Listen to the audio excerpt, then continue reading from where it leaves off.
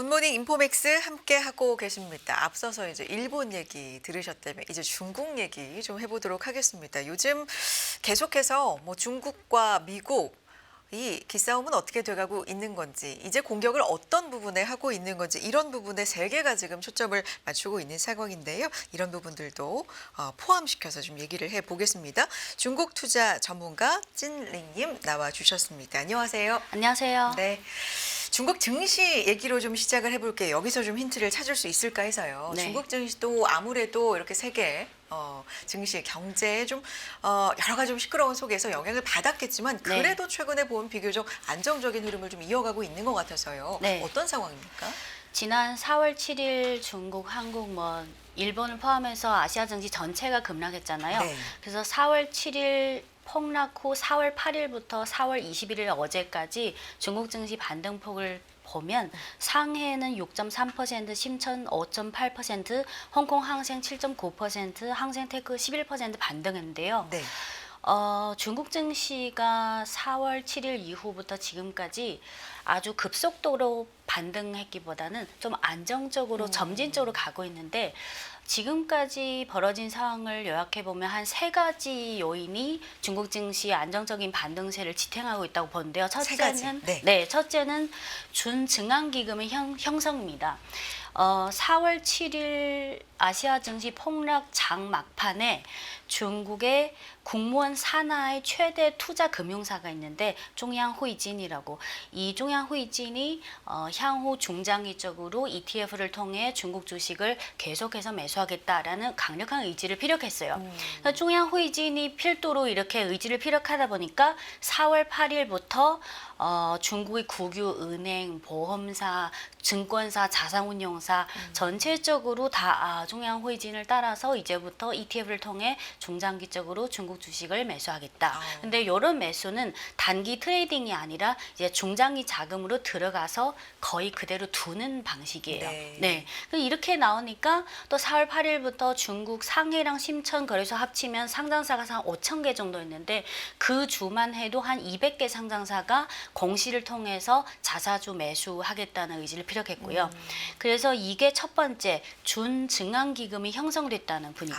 네. 두 번째는 경제 지표인데 나라마다 다른데 중국도 매주 경제 지표가 발표되는데 그중에 가장 핵심 지표가 항상 15일 또는 16일 매월 중순에 그 전월의 3대 실물 경제 지표가 발표가 돼요. 네. 소매 판매, 고정자산 투자, 산업 생산. 네. 근데 4월 16일에 발표된 거는 3월에 이 3대 실물 경제 지표뿐만 아니라 1분기 GDP가 5.4%로 나왔어요. 네. 근데 요 3대 실물 경제 지표를 자세히 쪼개 보니까 거의 다 그 전월보다 개선되는데 그 중에서 특히 중국 GDP에서 가장 큰 비중을 차지하는 내수 소비가 5.9%. 근데 그 전 수치가 4.0%예요. 상당히 개선됐네요. 네. 이게 중국 정부가 작년에는 이구 환신 보조금 금액이 1,500억 위안이었는데 올해는 배증시켜서 3,000억 위안이잖아요. 그 중에서 3월 달부터 집중적으로 보조금을 지급하기 시작했는데 그 효과가 컸다는 거예요. 그래서 한 해 3,000억 위안인데 그중에 3월 달에 지급된 이구 환신 보조금이 한 400억 위안, 원화로 환산하면 한 8조 원 돼요. 그래서 이게 4월 16일에 발표된 핵심 실물 경제 지표 3월 지표가 전체적으로 좀 개선됐다. 네, 그리고 4월 중국은 인민은행이 보통 매월 20일에 기준금리를 발표하는데 근데 4월 20일이 일요일이에요. 그래서 4월 21일에 발표했는데 이번에도 동결했어요. 네. 그러니까 인민은행 중국 정부 차원에서 판단했을 때 지금은 아직 기준금리를 건드릴 때가 아니다. 그래서 실물 경제에 대한 어느 정도 좀 안도감, 이게 두 번째고요. 세 번째는 4월 2일부터 시작된 트럼프발 관세 전쟁을 지금까지 쭉 지켜봐신 분들은 어느 정도 짐작하셨겠지만 트럼프 1기 때는 미국이 공세, 중국이 수세였는데 이번 트럼프발 관세 전쟁은 지금 실질적으로 이미 트럼프 행정부가 수세, 중국이 공세로 이미 전환됐어요. 점점 중국이 우위를 차지하는 방향으로 가고 있고, 그래서 과거 방송에서도 말씀드렸다시피 중국이 여러 가지 컨비네이션 펀치처럼 10대 반격 조치 여기서는 생략하고요. 그래서 4월 7일 아시아 증시 폭락 이후 지금까지 중국 정부 차원에서 나서서 준증한 기금을 형성시켰다는 거. 두 번째는 3월의 경제 지표가 좀 괜찮게 개선해요. 세 번째는 트럼프발 관세 전쟁에 대한 중국의 반격 조치가 점점 효과가 발생하면서 중국이 과거의 수세에서 공세로 전환된다는 요 세 가지가 좀 많이 그 지탱하는 힘이 됐던 것 같아요.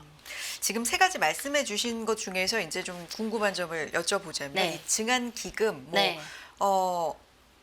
나라별로 좀 다르지만 뭐 체험 펀드도 그렇고 증안 펀드 뭐 이런 것들이 다 이제 있긴 있는데 네. 이게 조성이 되는 것과 집행은 좀 차이가 있잖아요. 중국 네. 같은 경우는 조성된다 그럼 집행도 좀 바로바로 네. 되는 편인가요? 집행은 네. 그 국유 보험사랑 국유 자산운용사, 증권사 쪽에서 이미 4월 둘째 주, 셋째 주에 조금 들어갔고요. 그러니까 의지를 피력한 후에 뭔가 실질적인 집행이 들어가야 그게 그럼요. 연장되잖아요. 네. 그래서 4월 7일, 8일은 의지를 피력한 게 위주였고 그 후에 한 1, 2주 동안은 실질적으로 일정한 금액이 들어갔어요. 하지만 중앙후이진이든 국유금융사든 자산운용사든 그 멘트를 보면 이제부터 ETF를 통해서 중장기적으로 점진적으로 들어가겠다.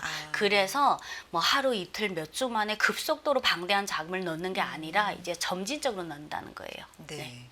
그리고 이제 실물 지표가 상당히 개선됐다. 뭐 GDP 5.4% 이 부분도 상당히 좀 주목을 받긴 했는데 특히나 내수 소비 쪽 네. 여기에는 기사로도 최근에 확인해 볼 수 있는데 애국 소비 얘기가 좀 많이 나오긴 하더라고요. 네. 실제 분위기가 좀 그렇게 되고 여기에도 그런 지표로 좀 반영이 된 걸까요? 저는 반반이라고 그래요? 생각하는데요. 사실 중국보다는 한국 언론에서 오히려 애국 소비라는 단어를 그래요? 많이 쓰는 것 같은데 저희 생각은 전 세계 모든 브랜드가 가장 많이 다양하게 집중된 소비 시장이 중국이잖아요. 중국 소비자들은 어느 나라 소비자보다 더 까다로워요. 단순히 트럼프발 관세 전쟁이 왔다. 그래서 애국 소비. 소비자들이 그렇게 무지하지 않아요. 그러니까 과거에 화웨이도 그렇고 휴대폰부터 전기차까지 비슷한 퀄리티에 20-30%더 가성비가 좋은 그 가격으로 샀는데 써보니까 괜찮아. 그게 어느 정도 균형을 이뤘으니까 애국 소비가 이루어진 거지. 만약 그냥 감정적으로 감성적으로 애국 소비 이루어진다는 거는 그거는 어떻게 분석해도 논리적으로 좀 미비한 부분이 있다고 생각하고요. 네. 하지만 어쨌든 트럼프발 관세 전쟁은 미국 현지 시간 4월 2일부터 네. 본격적으로 시작한 거지만 사실 트럼프가 취임 전부터 연초부터 계속 이 말을 해왔기 때문에 그 전부터 중국의 많은 소비자들은 뭐 경제 시사에 관심 있는 사람이든 또는 그냥 무난하게 사는 사람이든 어느 정도 이런 분위기를 알기 때문에 그래서 저는 그 4월 16일에 발표된 3월의 내수 소매 판매 그 많이 개선된 게 그거를 그냥 단순히 애국 소비다 그렇게 분석하는 거는 좀 너무 과장됐다. 단편적인 것 네, 같아요. 그렇군요. 그렇다면 이제 미국 같은 경우도 뭐 네. 미국을 좀 단적으로 좀 예를 들어보자면 지표가 최근에 괜찮게 나와도 예를 들면 요거는 관세 반영 전 지표야. 네. 혹은 네. 뭐 소비가 괜찮게 나와도 네. 미리 관세 때문에 미리 사놓은 거야. 네. 이런 해석이 좀 나왔었거든요. 네. 중국 같은 경우도 이렇게 지표 잘 나온 데는 그런 해석이 들어가는 건 없나요? 지금까지는 아직 그 요인이 중국의 지표에 몇 %까지 반영됐는지는 정확히 판단하기 어렵고요. 하지만 4월 16일에 발표된 내수 소비 지표랑 산업 생산이랑 고정자산 투자 이 세 개잖아요. 근데 그 중에서 저희 생각은 산업 생산, 즉 제조업의 생산 쪽을 대표하는 그 제조업 경기 지수가 이 트럼프발 관세 전쟁 전 그리고 지금 진행 중인 부분을 어느 정도 반영됐다고 생각해요. 그리고 왜냐하면 중국 내수뿐만 아니라 중국의 제조업 규모가 전 세계의 35%를 차지하는데 간단히 말하면 중국 제조업의 규모는 미국 플러스 독일 플러스 일본 플러스 한국 이렇게 생각하면 돼요. 그러니까 중국의 산업 생산이라는 제조업 경기를 판단하는 지표는 중국 국내 소비 수요뿐만 아니라 글로벌 수요도 동시에 반영하기 때문에 그래서 미국을 중심으로 해서 이제 12월이 크리스마스인데 한 4, 5월부터는 도매 상인들이 이미 움직이기 시작하거든요. 그리고 다른 중간재도 많이 수출하고 그래서 3월의 산업 생산 지표에는 어느 정도 요게 조금 반영되는. 근데 이게 딱 한 달간 지표로는 조금 판단 이제 한 시간이 좀 흐르면 그게 좀 더 디테일한 네. 분석이 나올 것 같아요. 지금은 아직 그 퍼센테이지를 판단하기 어려워요. 그렇군요. 네. 어쨌든 수치상으로는 상당히 좀 개선된 흐름이 네, 있었다. 네. 뭐 이런 부분이고요. 어, 중국 국가주석이 지난주죠. 베트남, 말레이시아, 캄보디아 이렇게 3국 국빈 방문을 했고 또 네. 어제 같은 경우는 중국, 인도네시아 2+2 네. 회담도 있었습니다. 외교 행보가 좀 적극적으로 되는 네. 것 같다라는 평가도 있던데 네. 뭐 이것도 어떤 전략하에 움직이는 거다 이렇게 볼 수 있을까요? 저는 네.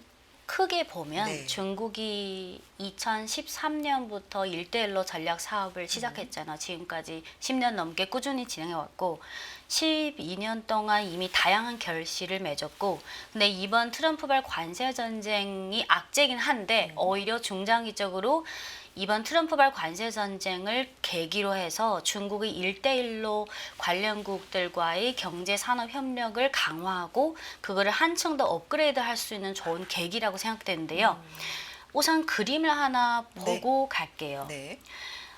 이 그림은 중국의 무역 흑자 및 지역별 분포인데요. 네. 나오고 있습니다. 네. 네. 보시면 2016년부터 24년까지인데 트럼프 1기가 2017년부터죠. 근데 트럼프 1기 때 처음 관세 전쟁 시작한 게 2018년 3월이에요. 네.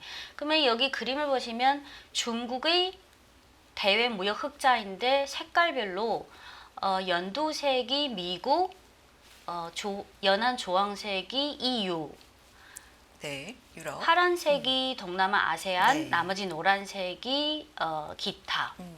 그러면 2018년은 관세 전쟁 처음 시작했으니까 연두색을 보면 2019년에는 중국이 대미 무역 흑자가 조금 줄었어요. 하지만 조금 줄었지만 어느 정도 균형을 이뤘고 2019년, 20년, 21년 바이든 행정부가 2021년 1월부터 출범했어요. 그때부터 더 반도체 제재를 강화했고 근데 지난 한 10여 년간 쭉 보시면 중국의 전체 무역 흑자에서 대미 무역 흑자는 약간 기복이 있었지만 어느 정도 조금씩 상향되는 방향이에요. 네. 오히려 더 무역 흑자가 늘었어요.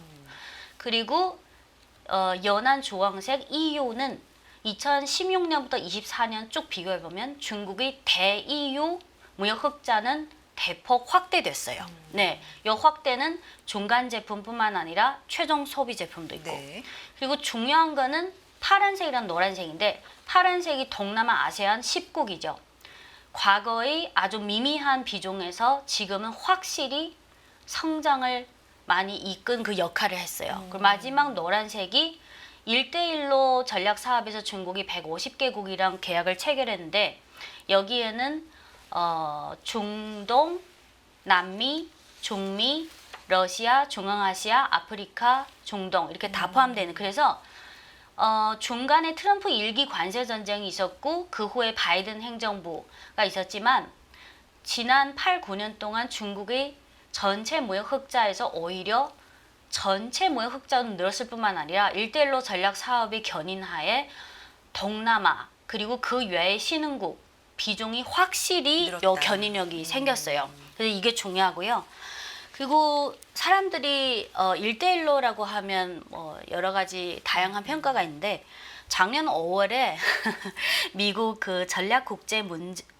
미국의 전략국제문제연구소 부소장이 미 국회의원들이랑 중국이 1대1로 이렇게 10주년 이렇게 했는데 다양한 성과를 얻었는데 미국은 어떻게 대응해야 되냐 그런 논의를 했을 때 이 전략국제문제연구소 부소장이 한마디를 했는데요. 나는 중국의 1대1로가 싫다. 이 훌륭한 구상이 미국의 것이 아니라서. 무슨 뜻인지 알겠죠? 네. 그래서 이거는 전체적인 상황이고 중국이 2013년 1대1로 전략 사업을 시작했을 때는 제가 알기로는 일단은 최소 50년은 계속 하겠다. 그런 마음으로 한 거예요.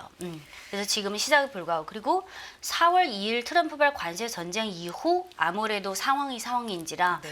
중국의 외교 행보가 더 밀도 있게 진행된대요. 간단히만 짚어드리면 4월 11일 스페인 총리 방중 그리고 4월 14일부터 18일까지 중국 국가주석이 베트남, 말레이시아, 캄보디아 국빈 방문했고 4월 21일 어제는 인도네시아의 국방부 장관과 외교부 장관이 중국을 방문해서 중국, 인도네시아 2+2 회담을 진행했고 그리고 그 외에 동남아 외에 또 4월 16일에 뭐가 있었냐면 중국의 대표단이 브라질을 방문했는데 이 대표단은 주로 중국의 공무원과 철도 건설 네. 관련 핵심 인력들이 갔는데 시간 관계로 일일이 다 자세히 전개할 수는 없지만 간단히 한마디씩만 말하면 4월 11일 스페인 총리 방중 후의 결과물이 뭐냐면 중국이 던육 수입량이 2024년 기준으로 연간 48억 달러를 수입했는데 그중에 반 이상이 EU산이에요. 유럽산이요.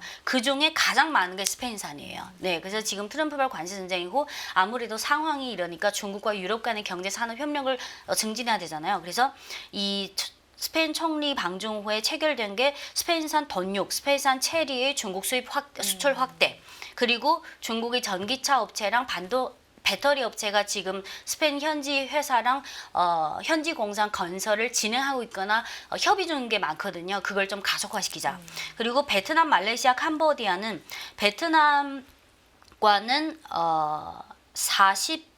45건의 협력 협의를 체결했고 그중에 중요한 거는 베트남의 저부가가치 제조업이든 고부가가치 제조업이든 원자재의 80에서 90%를 중국산으로 수입하거든요. 그래서 이게 아주 긴밀히 연결돼 있고 그리고 베트남은 고속철도를 남에서 북으로 전체적으로 전 세계 최장 고속철도를 건설하려면 중국의 협력이 필요할 수밖에 없고 그리고 말레이시아와는 30건의 협력 협의를 체결했고 캄보디아도 마찬가지고요. 캄보디아 그리고 이어서 4월 21일 인도네시아랑은 지금까지는 거의 동남아 국가랑 어떤 상호 협력을 할 때는 상무부 대 상무부, 외교부 대 외교부, 국방부 대 국방부. 근데 이제부터는 인도네시아랑 처음으로 2+2 회담, 그러니까 국방부 장관이랑 외교부 장관이 한 테이블에서 세트로 이런 방식을 처음 시작했는데 이제부터 아마 동남아 국가랑 협의할 때는 이런 방식을 많이 취하게 될 것 같아요.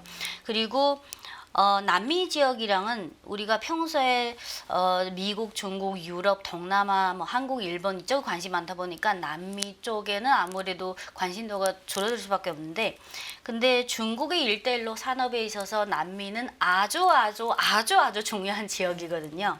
그래서 4월 16일 중국의 공무원 플러스 고속철도 핵심 인력 대표단이 브라질 방문해서 최근에 또 바나마 운하 이슈가 있었잖아요. 바나마 운하가 미국이 여기 있고 여기 중미, 남미 딱 여기 있잖아요. 근데 지금까지 몇십 년 동안 바나마 운하는 사실상 미국의 군사 통제권 안에 있었기 때문에 남미 지역에 있는 최대국인 브라질 그리고 브라질이 이쪽에 있고 옆에 이렇게 가늘게 페루가 있잖아요. 근데 페루랑 브라질은 다 농산품, 육류, 광물 자원이 풍부한 나라인데 바나마 운하를 미국이 군사 통제하고 있기 때문에 남미 국가 입장에서는 우리가 관리하고 통제하는 이런 제대로 된 큰 항구가 있어야지 우리의 경쟁력 있는 제품들을 아시아 전 세계로 수출하는 데 편리하잖아요. 그래서 중국이 일대일로 사업의 중요한 일환으로 뭘 했냐면 페루 이쪽이 태평양이고 태평양, 페루, 브라질, 대서양이잖아요. 그러면 아시아 쪽이랑 해양이랑 가장 편의성이 있는 나라가 페루예요. 그래서 중국이 페루 정부랑 협의해서 2021년 6월부터 페루의 창카이항이라는 항구를 짓기 시작해서 2024년 11월 14일 이 페루의 창카이항이 드디어 개항됐어요. 그래서 이거는 이제부터는 남미 지역이 우리가 주도권을 갖고 우리가 관리하는 전 세계로 수출하는데 바나마 운하를 거치지 않아도 되는 국제 항구가 생겼어요. 네네. 근데 항구가 생겼는데 브라질은 뭐 자연 농산물이라든지 육류 또 광물 자원이 풍부한데 브라질은 대륙이 아주 넓잖아요. 근데 브라질 국내는 고속철도든 고속철도나 이런 기본적인 인프라가 제대로 갖춰 있지 않아요. 그래서 브라질산 제품들을 일단 페루로 운송해서 옮겨서? 또 창하이항으로 네. 해서 상하이항으로 가야 돼요. 아. 그러면 브라질 안에 또 철도가 필요해요. 근데 네. 브라질은 국토가 이렇게 둥글게 있으니까 동쪽에서 서쪽으로 아주 긴 철도가 필요해요. 그러면 이거를 또 중국이 해야 되죠. 그래서 이번에 중국이 대표단이 가서 이제부터 이거를 검토하기 시작했어요. 그리고 참고로 그 페루의 창카이항은 바나마 운하에 비해서 바나마 운하에서 가면 한 35일에서 40일 걸리는데 페루의 창카이항은 21일에서 23일이고요. 많이 단축됐고 비용은 또 20% 감축이 돼요. 네. 그래서 시기적으로 물론 이런 국가 주석의 뭐 해외 순방이라든지 해외 정상의 중국 방문이라든지 최소 3개월에서 6개월 전에 이미 픽스된 거지만 지금 시기가 지금 트럼프발 관세 전쟁 이후 이 시기가 시기만큼 지금 4월 2일 이후부터 지금까지 밀도 있게 진행되는 이런 동남아 그리고 브라질, 페루 그리고 스페인이 유럽 국가에서는 사실 그렇게 존재감이 강한 나라는 아니지만 스페인과 그 산업의 상호 협력을 강화한 동시에 중국의 국가 주석이 스페인을 통해서 EU 여러 국가들에게 중국은 이번 트럼프발 관세 전쟁에 대해서 진지하게 반격한다. 그리고 우리 중국과 EU가 같이 네. WTO를 핵심으로 하는 글로벌 다자무역 체계를 수호하자 이런 메시지를 더 전달할 수 있는 효과가 있거든요. 네. 그리고 마지막으로 아마 한국 언론에서는 보도 안 했겠지만 1대1로 관련해서 어떤 재미있는 모르겠어요. 재미있는이라고 할지 에피소드가 있었는데 1대1로는 중국이 주도를 하고 있잖아요. 그리고 150개국이랑 협력. 근데 만약 1대1로가 중국만이 아니라 중국과 미국이 같이 하는 프로젝트라면 여러분들은 1대1로에 대해 어떻게 생각하실까요? 근데 1대1로가 2013년 9월부터 10월까지 이 기본적인 그 가이드라인을 제시하고 2015년에 여러 국가랑 같이 협력하는 비전을 제시했는데 2013년에 어떤 일이 있었냐면 아마 경제 시사에 관심 있는 분들은 그 존 캐리라는 미국인을 어느 정도 아실 텐데 2013년부터 17년 1월까지 미 국무장관이에요. 그때는 오바마 행정부 때. 근데 중국이 2013년 9월에 1대1로 전략 사업의 그 비전을 공식적으로 발표하기 몇 개월 전에 중국 정부가 그 당시 국무장관인 존 캐리를 통해서 혹시 미국 중국이랑 같이 1대1로 할 생각 없냐. 네네. 그 오바마 대통령한테 가서 좀 제의를 해봐라. 그래서 존 캐리 입장에서는 이건 너무 좋은 제안이다라고 이해하고 파악을 해서 원래는 오바마 대통령한테 보고하려고 했는데 그 전에도 국회의원 뭐 상무부, 재무부 여러 그 간부들이랑 토론하고 대통령한테 보고해야 되잖아요. 근데 그 토론하는 과정에서 그 당시 미국 재무부가 재무부를 필두로 해서 많은 간부들이 반대를 했어요. 그래서 사실상 제대로 오바마 대통령한테 보고조차 진행되지 못했어요. 그래서 2013년에 이런 일이 있었는데 10년 후인 2023년에 존 캐리가 뭐라고 했냐면 10년 전 당시 상황을 회상하면서 당시 중국이 제안한 1대1로 공동 참여 제안을 미국이 받아들이도록 못한 것이 내 인생 최대의 정치 기회를 지나친 것이다 라고 좀 한숨을 쉬었다는 스토리가 있습니다. 조금 이제 뭐 에피소드이기도 하고 좀 네. 시간이 좀 오래 지난 얘기이기도 한데 또 그런 일도 있었군요. 지금 쭉 한번 들어보니까 중국이 이런 외교를 하고 있구나 좀 정리가 되는 느낌입니다. 그런데 위원님 일단 지금 미국과 중국이 각자 이제 어떤 카드를 쓰는지 이런 거에 지금 초점이 맞춰져 있는 상황에서 미국은 계속 차례로 혹은 동시다발적으로 각국과 협상을 하고 있는 상황이잖아요. 근데 아니요. 지금까지 네. 제대로 협상이 됐고 결과물을 낸 나라는 하나도 없어요. 진행 중. 네, 진행 중이고 앞으로도 이제 우리나라도 이번 주에 이제 시작을 하고 할 좀 텐데 시간을 끄는 게 좋을 것 같은데. 아, 그래요?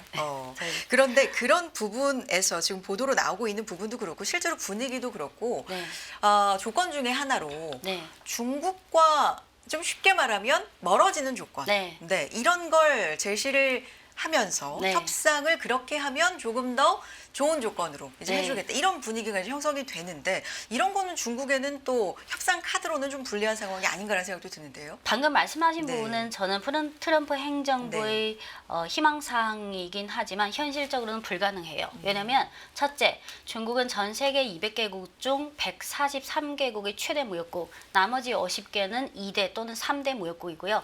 이미 중국의 제조업과 많은 나라의 제조업은 중간재뿐만 아니라 중간재를 포함해서 원자재부터 전체 밸류체인 공급망 그리고 일상 생활용품이나 이런 최종 소비재까지 이미 전체적으로 공급망이 이미 거미줄처럼 이렇게 잘 융합돼 있기 때문에 과거의 8, 90년대나 과거의 그 미국이 일본 제재에서 그때를 생각하면 안 돼요. 지금은 이미 전혀. 그리고 중요한 거는 저는 개인적으로 전 세계 200개국 중에 100% 진정한 의미상의 주권 독립국은 미국, 중국, 러시아밖에 없다고 생각하는데요. 그래서 과거의 그런 미국이 타국을 제재했을 때 그 경험을 지금의 중국, 지금의 전체적인 상황에 대입하면 좀 논리적으로 맞지 않다고 생각하고 그리고 물론 아직 많은 나라들 입장에서는 트럼프 행정부 또는 미국의 그 패권에 대한 어쨌든 국력으로부터 출발하는 거기 때문에 중견국이나 약소국들 입장에서는 어느 정도 타협할 수밖에 없는 현실 상황이 있긴 하지만 중장기적으로 생각하면 지금 4월 14일부터 지금까지 방금 말씀드린 스페인과의 협력도 그렇고 동남아 순방 그리고 인도네시아 브라질까지 결국은 저는 경제의 발전이 그 나라의 국력의 향상과 직결되는 부분이고 단기적인 것뿐만 아니라 중장기적으로 아무리 모든 나라가 대통령 선거를 통해서 뭐 야당 여당 그런 거에 따라 상황이 다를 수도 있지만 근데 궁극적으로 저는 이번 트럼프발 관세 전쟁을 통해서 중국뿐만 아니라 중국이 진지하게 적극적으로 공격적으로 반격하고 있을 뿐만 아니라 시간이 지날수록 저는 트럼프 행정부는 점점 이렇게 비유할까요? 덕불 장군 또는 고장 난명 점점 어쨌든 중국이 지금 깃발을 든 그 슬로건이 WTO를 핵심으로 하는 글로벌 다자주의 무역 체계를 수호하는 거잖아요. 그러면 이거는 근본적으로 대부분 나라의 국가 이익, 국민들의 그 근본적인 이익에 부합하기 때문에 저는 방금 말씀하신 그거는 어느 정도 트럼프 행정부가 여러 가지 수단을 통해 위협을 가할 수 있지만 저는 그게 실질적으로 진행될 거라고는 생각하지 않습니다. 트럼프 행정부가 원하는 효과를 얻지 못한다고 생각해요. 네. 그리고 이제 앞서서 우리가 증시가 꽤나 안정적으로 네. 가고 있는 이유에 대해서도 분석을 했는데 이제 증시 관련된 이슈 하나만 이제 네. 짚어보면 이게 뭐 정해진 바도 없고 네. 일단 나왔던 얘기 중에 하나긴 한데 미증시에서 중국 어떤 종목들을 폐지할 수 있다, 상장 폐지할 수 있다 이런 얘기가 또 나오기는 네. 했었잖아요. 만약에 희박하지만 이렇게 된다면 상당한 또 영향이 있을 건데 네. 뭐 이런 부분도 어떤 미국이 주고 있는 큰 카드가 아닐까 네. 싶긴 하거든요. 어떻게 보십니까? 처음에 한 2, 3주 전에 이 얘기가 맞아요. 나왔을 때는 네. 사실 미국 증시에도 만약 실제로 이게 진행되면 미국 증시에도 악재이고 중국 증시도 악재인데 근데 2, 3주 지나다 보니까 지금 분위기가 뭐 100% 전환된 건 아니지만 영국을 필두로 해서 유럽의 일부 거래소에서 혹시 그런 상황이 발생하면 우리 거래소에 와서 상장하라, 환영한다. 이런 조짐이 또 보이거든요. 그리고 미국 증시에 상장한 중국 기업들이 대부분이 홍콩 증시에 동시 상장된 종목들이 대부분이요. 그래서 근데 저희 생각은 이것도 트럼프 행정부 입장에서는 희망사항일 뿐이지 현실적인 집행성은 아주 가능성은 희박하다고 생각하는데요. 왜냐면 저번에 트럼프 행정부가 4월 9일, 4월 8, 9, 10일 그쯤에 미 국채 금리가 4.5까지 근접해서 급등했을 때, 즉 미 국채의 가치가 하락했을 때 트럼프가 그 90일 유예하고 또 중국산 20개 전기 전자 종목 제품에 대한 그 추가 관세를 면제하고 참고로 그게 중국의 대미 수출에서 한 30, 40% 차지하거든요. 그러니까 만약 트럼프 행정부가 어떤 극단적인 공지에 몰려서 방금 말씀하신 그 카드를 쓴다면 우선은 미국 증시의 더 심각한 추락, 그러면 월가의 그 반 트럼프 관세 전쟁 세력이 더 커질 수밖에 없고, 그리고 그런 상황이 발생하면 오히려 중장기적으로 미국 증시에 머물러 있던 글로벌 자금의 일부가 오히려 중국이나 홍콩 증시 또는 다른 나라 증시로 점진적으로 이전될 가능성이 저는 그거를 통해서 미국이 얻을 것이 잃는 것보다 훨씬 작다고 생각해요. 네. 그래서 물론 매일 쏟아지는 기사가 너무 맞아요. 하나하나가 네. 너무 심각하고 자극적이지만 좀 더 냉정하고 현실적으로 그 가능성을 좀 가늠해야 될 것 같아요. 하루하루 진짜 많은 뉴스가 쏟아지고 있어서 사실 오늘도 여쭤볼 내용이 더 많지만 한 번 더 모시고 또 네. 여쭤보는 걸로 하고 오늘은 여기서 가름하도록 하겠습니다. 중국 투자 전문가 찐링님과 함께 이야기 나눴습니다. 고맙습니다. 감사합니다. 매일 돈을 쓰는데 그 가치는 누가 정할까요? 정답은 슈퍼달러 슈퍼리치에 있습니다. 복잡한 공식은 빼고 투자 타이밍을 잡는 환율의 핵심만 담았습니다. 빠르게 변화하는 금융시장, 그 중심엔 언제나 환율이 있습니다. 오늘부터 환율과 썸 타볼까요?